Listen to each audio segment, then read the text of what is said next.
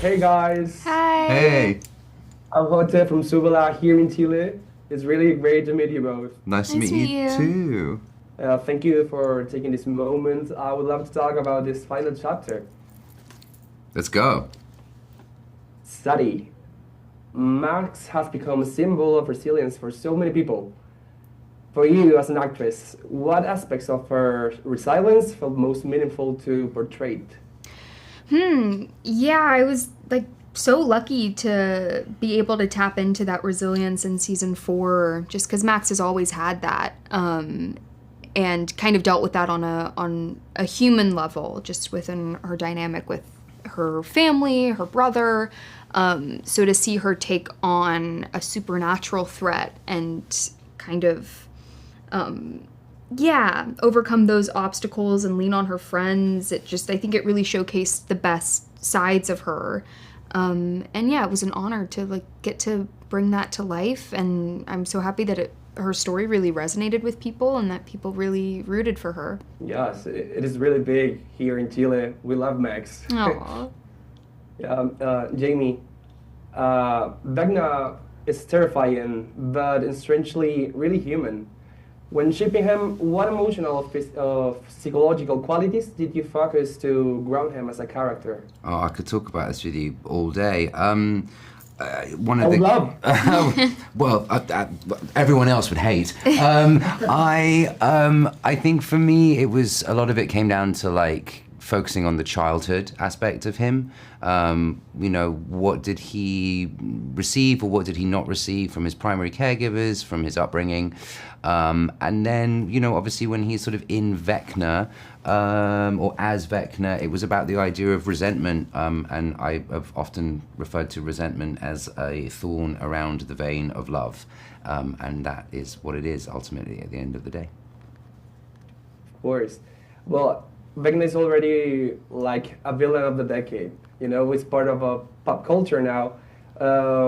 What was to bring him to life behind all that makeup and prosthetics? Like connecting with people, I think it's difficult maybe with all that.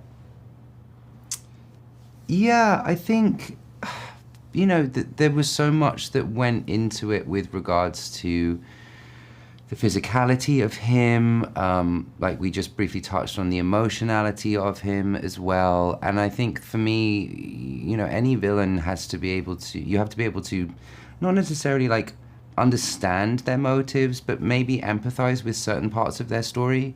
Otherwise, it's just kind of pointless. There's nothing there. So that was just what I really focused on, and I took great pleasure in doing that. That was the thing, is like when this came along, I was like, you know what, this is such an amazing show, and I feel like I have such a duty of care to this character that I just spent, what I would consider the appropriate amount of time bringing that forwards. Yes. Well, guys, this is for both of you. Every ending has some kind of an echo, but what do you think the echo of this final chapter will be? Like, what is going to happen next with us, with the fans? I mean, I hope everyone is just... I feel like Matt and Ross really gave this show the ending that it deserved and that the fans deserve. So I hope people just feel really satisfied from that. Yeah, I can't really speak too much on it, but I'm really excited to share that finale with everyone. When Sadie and I have been talking about this throughout the day, and it's something I also say when I meet people on the street, I think that like one of the greatest things about this show is how it's brought people together, and I think that's the echo that it will have, regardless. I think that's one of the most incredible things about the legacy of this show is it has brought people together, it's brought families together, and that's a beautiful thing. It's a beautiful thing. Really beautiful. Well, guys, thank you both for the work you brought into this world. Like, it's been a lot. You're part of the pop culture now, and I hope you know that, because we're gonna remember you for many, many years. It's truly been a pleasure talking with you. Oh, thank you so much. Thanks, man.